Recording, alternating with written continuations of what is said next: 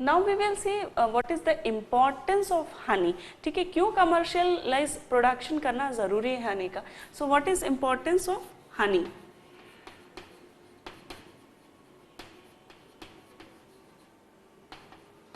सो honey का क्या importance है। सबसे पहले हनी बी के क्या प्रोडक्ट्स हैं। ठीक है, तो प्रोडक्ट्स ऑफ हनी बी,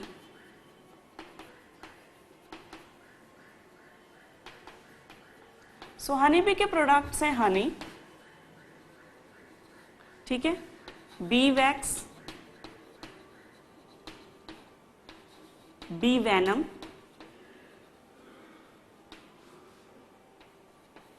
ठीक है,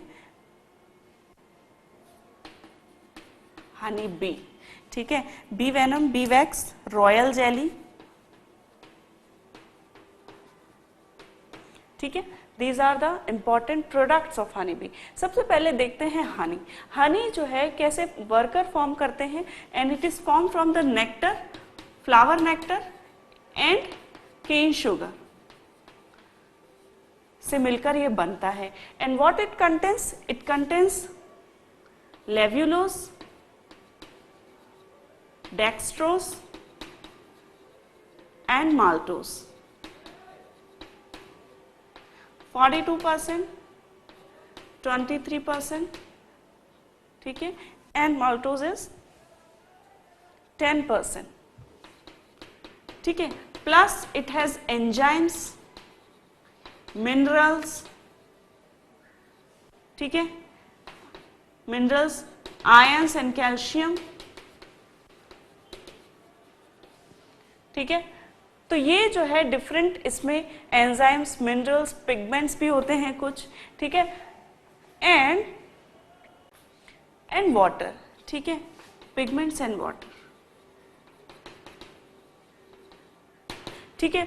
तो यह जो हनी है इसमें ये शुगर होती है, लेव्यूलोज, डेक्सट्रोज, माल्टोज जो है वो डिफरेंट काइंड की शुगर है, उसका परसेंटेज इसमें दिया हुआ है। साथ ही इसमें एंजाइम्स होते हैं, मिनरल्स, आयंस और calcium and pigments and water से मिलकर ये बना हुआ आता है। इसकी हाई फूड वैल्यू है,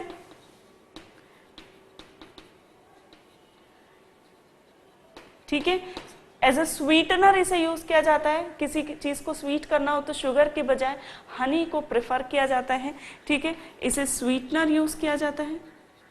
मेडिसिनल वैल्यू है इसकी। क्यों है medicinal value? Because it has the antiseptic quality, antiseptic होता है, इन्फेक्शन से लड़ने में काम आता है, लेग्जेटिव प्रॉपर्टी होती है, ठीक है। लेग्जेटिव मतलब कि यदि डाइजेशन प्रॉपर नहीं है, मोशंस रेगुलर नहीं है, तो उसे रेगुलेट करने में हनी इज वेरी गुड, ठीक है। और इसीलिए it is useful in the digestive problems like constipation, like dysentery, ठीक है। तो इन जो है डिजीजेस में इसे यूज किया जा सकता है हनी को as a laxative, as a antiseptic, ठीक है। साथ ही सेडेटिव भी उसे यूज किया जाता है। It is also work as a sedative. So in case of too much pain honey can be taken. Sedative मतलब जो थोड़ी सा सिडेशन लेके आए, ठीक है, बेहोशी जो लेके आए उसे सेडेटिव कहते हैं, सेडेटिव इफेक्ट। तो लाइट सेडेटिव होती है ये, very light sedative. So in case of high pain जो है इसे लिया जा सकता है, ठीक। तो इस प्रकार हाई फूड वैल्यू में, और साथ ही मेडिसिनल वैल्यू भी है इसकी। फूड वैल्यू में क्या है, स्वीटनर में यूज किया जाता है, केक्स में यूज किया जाता है। इसके आयरन और कैल्शियम जो हैं ग्रोथ को प्रमोट करते हैं,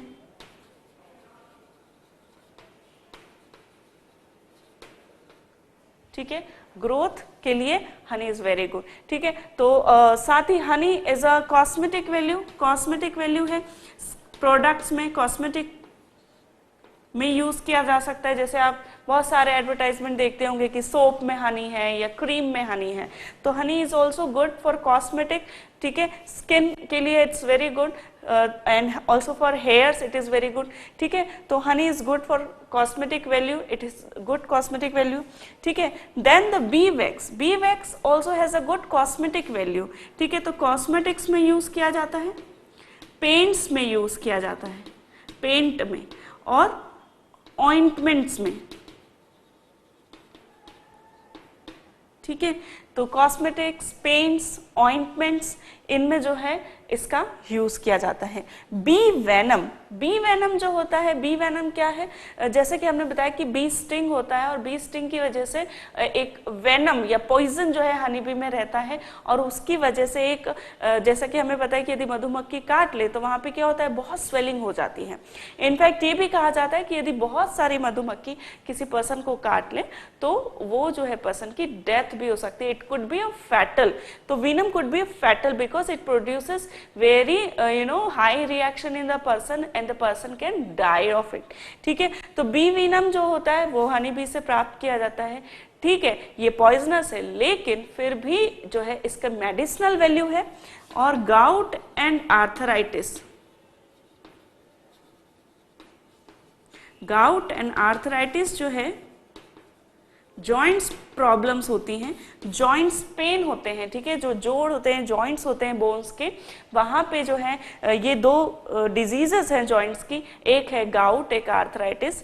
तो उन डिजीजेस में इस बी वेनम का यूज किया जाता है टू क्योर इट, ठीक है। रॉयल जेली, रॉयल जेली का एक तो मैंने बताया ग्रोइंग चिल्ड्रंस के लिए बहुत अच्छी होती है, ठीक है, ग्रोथ प्रमोट करती है ये, ठीक है। साथ ही हार्ट डिजीजेस में इसे यूज किया जाता है, यदि हार्ट की कोई डिजीज है तो रॉयल जेली को यूज किया जाता है। साथ ही आजकल रॉयल जेली का कॉस्मेटिक प्रोडक्ट्स में भी यूज हो रहा है, ठीक है। तो शैम्पूज में रॉयल जेली का यूज किया जा रहा है, ठीक है। तो these are the different products which we get from the honey, ठीक है, honey bee. And other thing which honey bee does is pollination, ठीक है। तो पॉलिनेशन के बारे में जब पढ़ते हैं हम तो पॉलिनेशन का एक एजेंट है मधुमक्खी। क्यों है?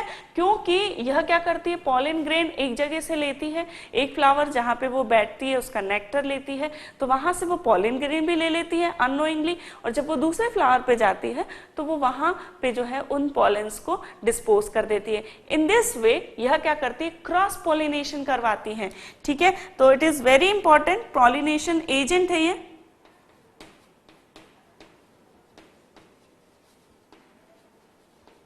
ठीक है, तो इस प्रकार पॉलिनेशन का एजेंट है। साथ ही employment, economic growth of farmer के लिए अच्छी है।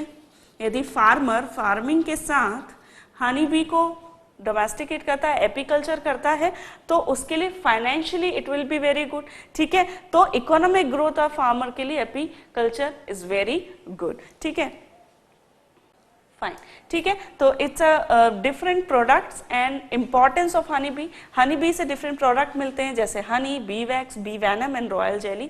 उसका क्या उपयोग है वो हमने देखा। फिर हमने देखा कि ये एक पॉलिनेशन में हेल्प करती है, क्रॉस पॉलिनेटिंग एजेंट कहा जाता है हनी बी को। और साथ ही इकोनॉमिक ग्रोथ ऑफ फार्मर के लिए, if farmer does apiculture side by side, तो it is very good for its economic growth, ठीक। तो हमने देखा हनी बी को किस प्रकार क्या इंपॉर्टेंस है। अब हम देखेंगे कमर्शियल प्रोडक्शन के लिए क्या चीजें इंपॉर्टेंट है हनी बी के लिए।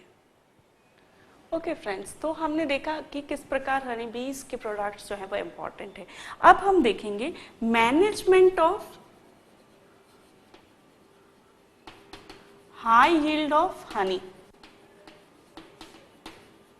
ठीक है। तो जब हम कमर्शियल प्रोडक्शन कर रहे हैं हनी का, तो हम किस प्रकार से हनी ज्यादा से ज्यादा यील्ड कर सकते हैं, प्रोड्यूस कर सकते हैं, वह हमें जानना जरूरी है, ठीक है। तो इनके लिए क्या क्या बातें जानना जरूरी है। सबसे पहला है फोरेज और पास्चरेज for honey B,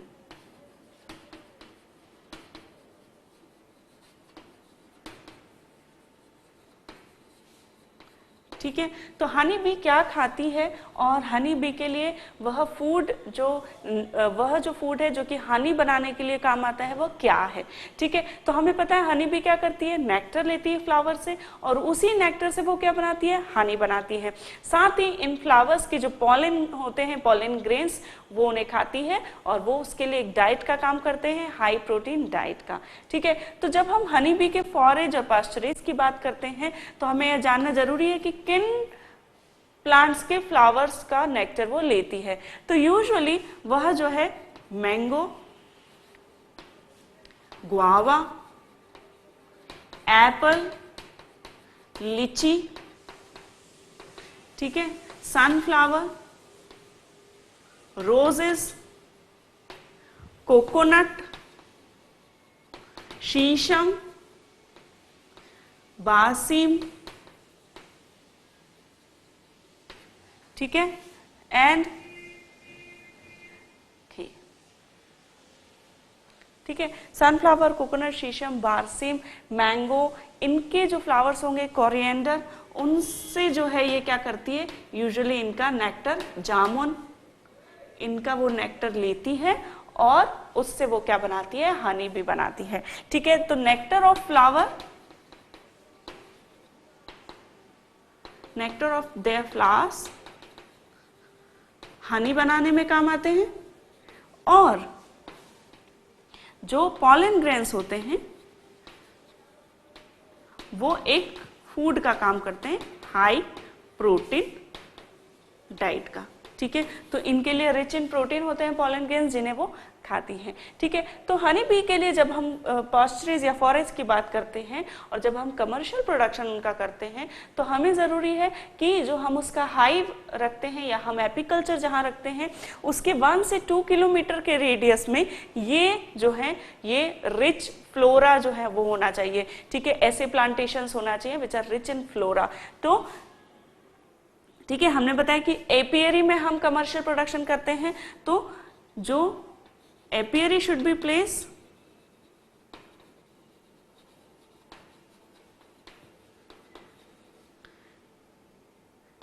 at the location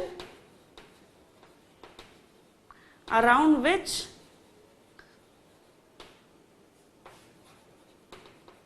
lots of floral plantations are there। ठीक है, तो ऐसी जगह जहाँ के आसपास बहुत सारे फ्लोराज हो, वहां पर यदि हम अब कमर्शियल प्रोडक्शन करेंगे तो हनी यील्ड ज्यादा होगा। ठीक है, ओके। साथ ही हनी का प्रोडक्शन जो है डिपेंड करता है, यदि रिच फ्लोरा होगा तो हनी प्रोडक्शन ज्यादा होगा। साथ ही जो हनी का टेस्ट है it depends upon region to region. ठीक है, हनी टेस्ट डिपेंड करता है कि वो किस फ्लावर के नेक्टर से बना है। ठीक है, honey taste depends upon region, किस रीजन के प्लांट से या किस जो प्लांटेशन है या किसके फ्लावर से हनी प्रोड्यूस हुआ है, वो बहुत इंपॉर्टेंट है उसके टेस्ट के लिए। ठीक है, तो यह हमने देखा फॉरेज या पास्चरेज जो हनी बी के लिए क्या होता है, फूड उसका, और किससे जो है पॉलिन, किससे जो है हनी बनता है, वह हमने देखा। ठीक, अब हम देखेंगे एपियरी। एपियरी क्या होता है, आर्टिफिशियल कॉम्स होते हैं या हाइव्स होते हैं। ठीक है, वुडन बॉक्स होता है जिसमें कि आर्टिफिशियली हनी बी को रखा जाता है और फिर वहां पे वो आर्टिफिशियली हनी प्रोड्यूस करती है। ठीक है, it produces Honey naturally, but जो हमने कॉम बनाया, हमने हाइव बनाया, वो है आर्टिफिशियल। ठीक, तो हाइव्स या आर्टिफिशियल हाइव्स या एपियरी के कितने पार्ट होते हैं वो हम देखते हैं। ठीक है, सबसे पहला होता है बेस, स्टैंड। ठीक है, यहाँ पर एक डायग्राम बना के देखेंगे हम।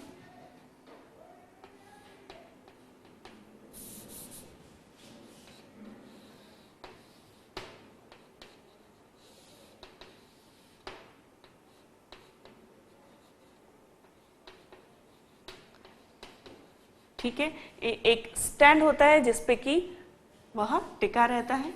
ठीक है, then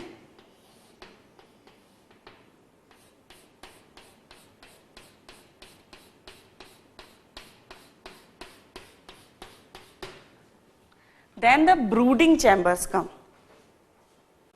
then the bottom board and then the brooding chamber। ठीक है, तो सबसे पहले यहां पर ये होता है स्टैंड, फिर होता है बॉटम बोर्ड, फिर होता है ब्रूडिंग चैम्बर, ठीक है। स्टैंड, स्टैंड जिसपे कि बॉक्स जो है वो स्टैंड कर रहा है, खड़ा है, उसे कहा है स्टैंड, ठीक है। तो वुडन स्टैंड होता है। देन बॉटम बोर्ड होता है। बॉटम बोर्ड जो है वो वुडन प्लेट का बना होता है और इस वुडन प्लेट में 2 होल्स होते हैं, 2 holes, and they work as a entry and exit point for honey बीज,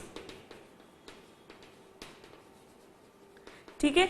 तो यहाँ पर ये जो है ये वुडन बॉक्स है, ठीक है, जो कि जिसमें कि होल होते हैं 2 जो कि एग्जिट और एंट्री का काम करते हैं, वहां से हनी बी जो है वो निकल सकती है और आ सकती है, ठीक है। उसके बाद, ठीक है, सो दिस इज द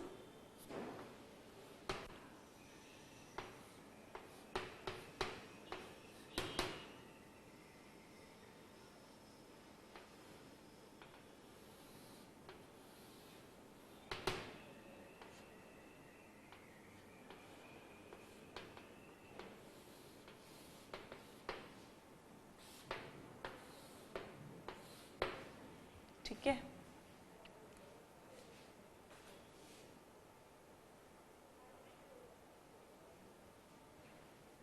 ठीक है, then comes the top cover, then comes the inner cover, and then comes the extending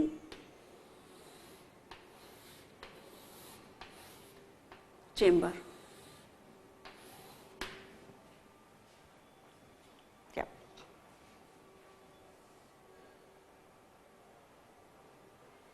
ठीक है, तो यह जो है यह हमने क्या देखा, ये होता है ब्रूड चैम्बर, देन होता है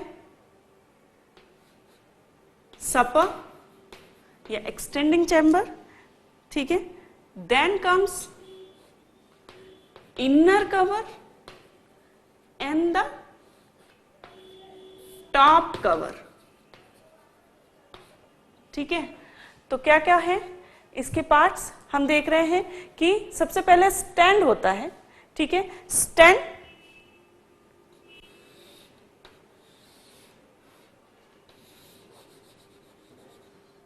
ठीक है, यह है स्टैंड, वुडन स्टैंड होता है, ठीक है, जिसपे कि पूरा बॉक्स खड़ा रहता है, ठीक है। उसके बाद होता है बॉटम बोर्ड, ठीक है, यह बॉटम बोर्ड है, बॉटम बोर्ड भी वुडन होता है और इसमें 2 होल्स होते हैं फॉर एग्जिट एंड एंट्री, ठीक है। फिर होता है ब्रूडिंग चैम्बर, ब्रूडिंग चैम्बर में क्या होता है, ब्रूडिंग चैम्बर में वैक्स शीट्स होती हैं with hexagonal structures, ठीक है। तो जिस प्रकार हनीकॉम्ब होता है उसी प्रकार ये वैक्स शीट होती हैं और वह डिफरेंट शीट्स जो हैं वो इस ब्रूडिंग चैम्बर में रहती है, ठीक है। और इन वैक्स शीट्स में जो है जो हेक्सागोनल स्ट्रक्चर होता है उसमें ही बीज रहती हैं, ठीक है।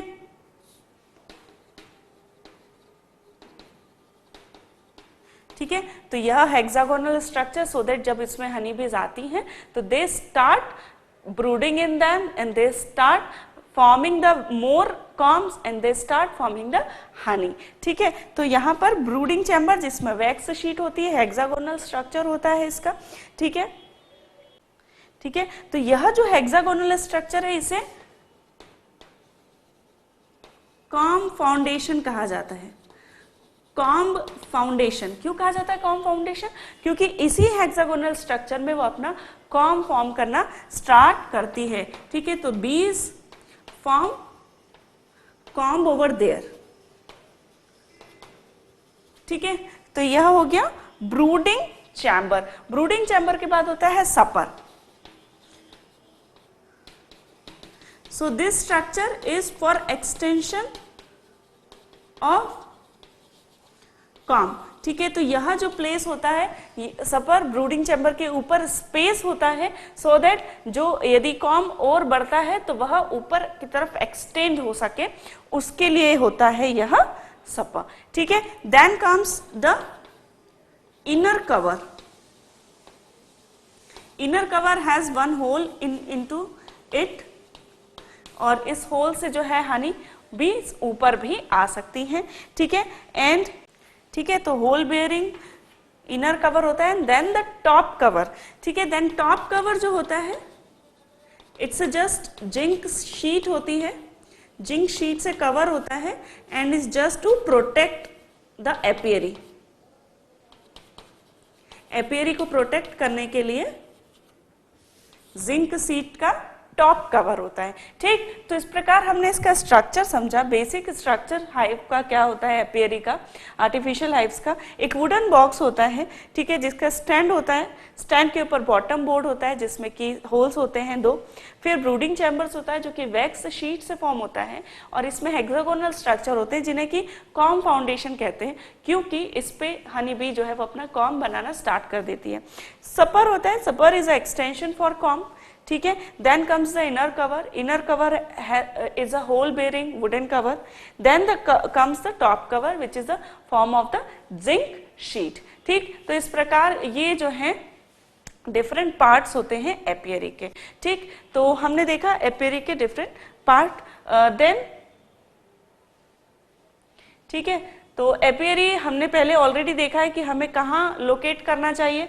तो जो एपियरी है उसकी लोकेशन कहाँ होनी चाहिए, it should be place at the location which is rich into the flora into the 1 to 2 kilometre radius, ठीक है। तो एपियरी के 1 to 2 किलोमीटर रेडियस में रिच फ्लोरा होने चाहिए, just to make more honey, ठीक है। तो ये जो है एपियरी हमने देखा। अब हम देखेंगे एपियरी के बाद हनी फ्लो सीजन।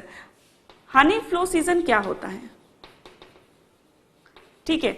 अब हनी प्रोडक्शन जो है it is directly proportional to the flower availability of flower around the apiary, ठीक है। तो जितने फ्लावर्स होंगे, जितने लॉन्ग समय के लिए फ्लावर्स अवेलेबल होंगे, उतने लॉन्ग टाइम के लिए हनी का प्रोडक्शन हो सकेगा, ठीक है। तो वह पीरियड जिसमें हनी का प्रोडक्शन ज्यादा होता है, ठीक है, more honey production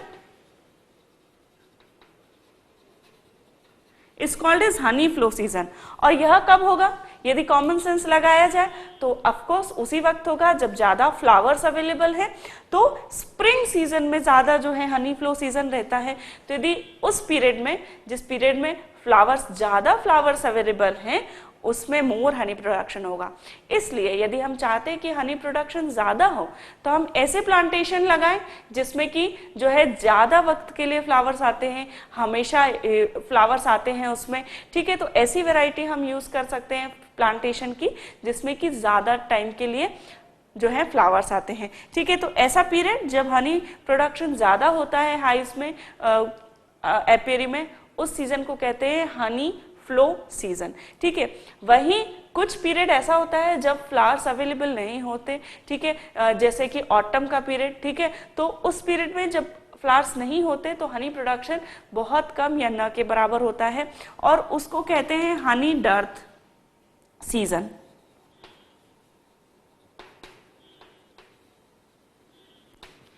less honey production,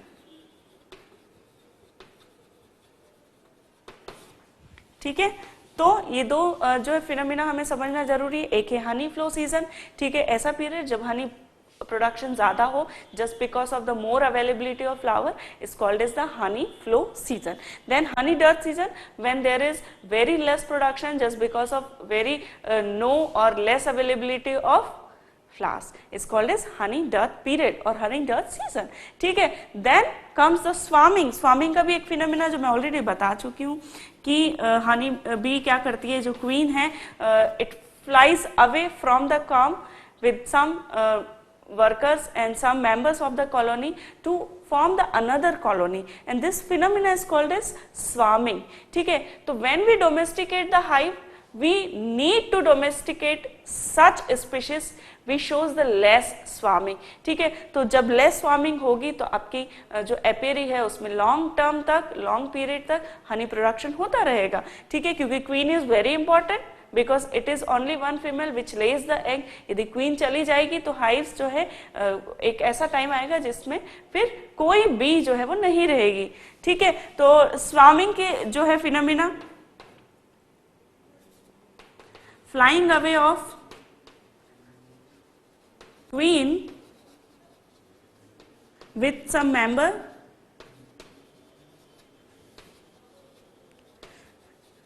to form another colony is called as swarming, and to yield more honey, to produce more honey, we need to domesticate less swarming variety. ठीक है, तो हमें यदि चाहते हैं कि हम लॉन्ग टर्म तक हनी का प्रोडक्शन करें हनी भी, तो हमें ज़रूरत है हम ऐसी स्पीशीज को डोमेस्टिकेट करें विच इज़ लेस स्वार्मिंग। ठीक, तो यह हमने पढ़ा कि कैसे हम अपनी एपियरी में ज़्यादा से ज़्यादा हनी का प्रोडक्शन कर सकते हैं। नाउ जब हमने ये देख लिया मैनेजमेंट किस प्रकार करना है, अब हमें, क्योंकि हमने देख लिया न्यूट्रिशन क्या है, ठीक है, अब हम देखेंगे डिजीजेस, क्योंकि हनी बी भी डिजीजेस से हो सकती है अफेक्ट, और इसलिए हमें जानना जरूरी है व्हाट आर द डिजीजेस या what are the other factor which affect honey bee और हनी प्रोडक्शन। ठीक है, तो अब हम देखेंगे डिजीजेस ऑफ हनी बी कि कौन कौन से फैक्टर्स हैं जो कि अफेक्ट करते हैं हनी बी को। ठीक है, तो डिजीजेस,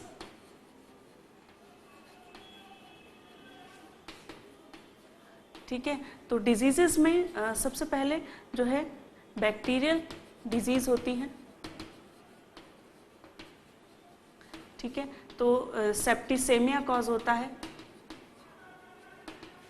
ठीक है, किसके द्वारा? एक बैक्टीरिया के द्वारा, बैसिलस एसेप्टिकस। ठीक है, बैक्टीरियल डिजीज। दूसरा फंगल डिजीज हो सकती है फंगस की वजह से,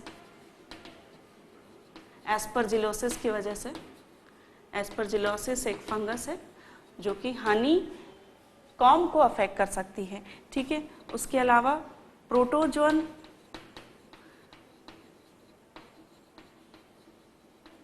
ठीक है, प्रोटोजोन जो है वह नोसेमा एपिस डिजीज कॉज करता है।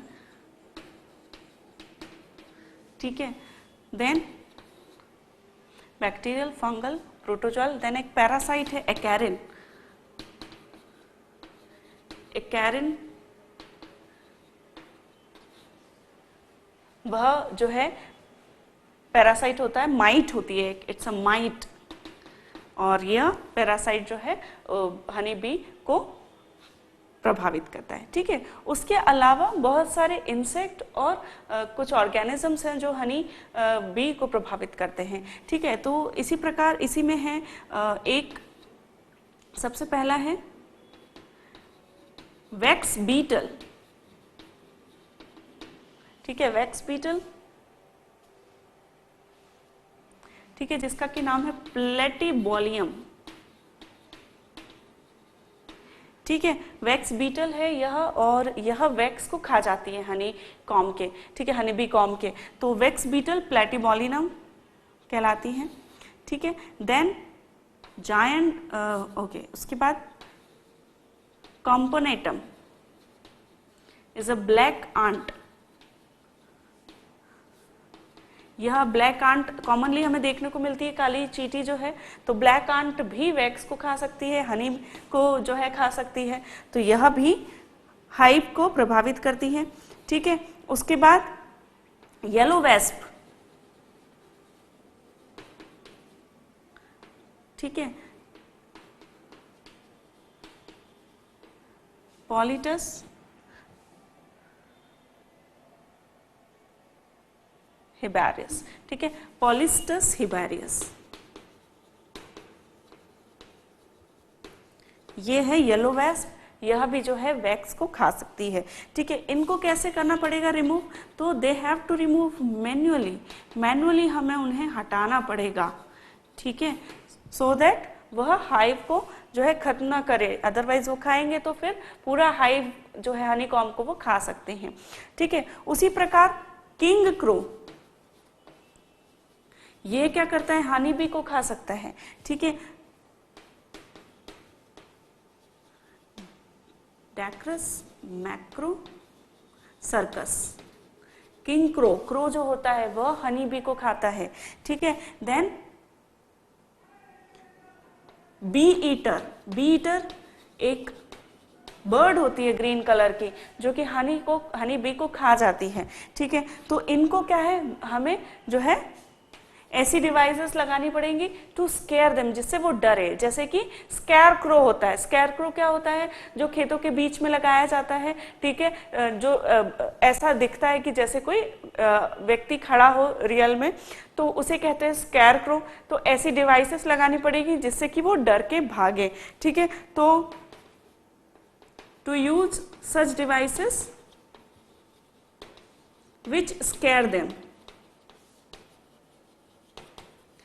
ठीक है, इसके अलावा एक जायंट मॉथ जो है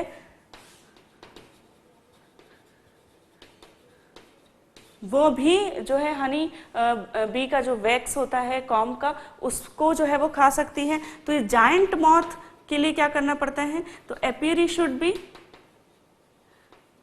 keep in sunshine, keep under the सन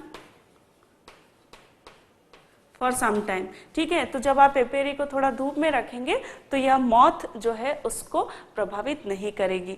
ठीक है, तो इस प्रकार these are some organism and these are some disease causing agents which are responsible for honey bee को ये इम्पैक्ट करते हैं, ये डिजीजेस कॉज करते हैं। ठीक है, तो एंटीबैक्टीरियल इंसेक्टिसाइड्स हमें यूज करना जरूरी है, एंटी फंगल हमें यूज करना जरूरी है यदि कोई डिजीजेस लगती हैं तो। ठीक है, तो इस प्रकार just we should know what are the different facts, ठीक है, which affect the honey bees and honey production and the honey comb. ठीक है, so that we can take care better for our apiary. ठीक, तो these are the different diseases. Now we know everything about the apiculture. ठीक है, क्यों किया जाता है, what are the importance of honey and what are the different caste of honey bees. ठीक है, जिनका हमने देखा क्या डिफरेंट वर्कर्स होता है। ठीक है, इसमें एक और इंटरेस्टिंग बात जानना जरूरी है, जैसा कि हमने देखा कि वर्कर्स डिफरेंट काम करते हैं। ठीक है, कुछ जो है डिफरेंट काम करते हैं, जैसे क्लीनिंग करना, कॉम्ब फॉर्मेशन करना। ठीक है, तो हनी बीज में जो वर्कर्स होते हैं उनमें भी डिवीजन होता है, उनका भी डिवीजन होता है on depending upon their function. ठीक है, तो कुछ नर्सरी बीज होती हैं, ठीक है, कुछ वैक्स बीज होती हैं जो कि वैक्स से कॉम्ब फॉर्म करती हैं। ठीक है, इस प्रकार उनका भी जो है क्लीनर, ब्रूडर, उनके भी डिफरेंट डिविजन्स होते हैं। ठीक है, साथ ही हनी कॉम्ब में जो कॉम्ब होता है उनमें जो हेक्सागोनल स्ट्रक्चर्स होते हैं हनी कॉम्ब में, वो सेल्स कहलाती हैं। और उन सेल्स में भी अलग अलग एरिया होते हैं जिसमें कि कुछ जो है अलग अलग ऑर्गेनिजम्स रहते हैं। ठीक है, जैसे सम सेल्स आर वर्कर सेल्स जिसमें वर्कर रहते हैं, सम सेल्स आर ड्रोन सेल्स जिसमें कि ड्रोन्स रहते हैं, सम सेल्स आर ब्रूडिंग सेल्स जिसमें कि न्यू बोन्स रहते हैं। ठीक है, तो सम सेल्स आर एग सेल्स जिसमें कि एग्स रहते हैं। ठीक है, तो उसमें भी जो है अलग अलग कॉम्ब में भी अलग अलग जो है कास्ट या अलग अलग टाइप के लेवल के ऑर्गेनिजम्स रहते हैं। ठीक है, और जो बेटर यील्डिंग हनी है, जो बेटर टेस्ट जिनसे मिलता है, जिन फ्लावर से, वो है नीम, मैंगो एंड जामुन। ये ऐसे प्लांटेशन है जो कि बेटर यील्ड ऑफ हनी को इंश्योर करते हैं। जो बेटर क्वालिटी की हनी है वह इनके फ्लावर के नेक्टर से फॉर्म होती है। ठीक है, तो next time if you think of apiculture तो think of this plantation around your apiary. ठीक, तो now we know everything about apiculture and thus we have finished with the whole chapter improvement in the food resources। कैसे हम अपने food resources में improve कर सकते हैं हमने जाना। अब हम देखेंगे NCERT बुक में दी गई exercise and thus we will revise the whole chapter again।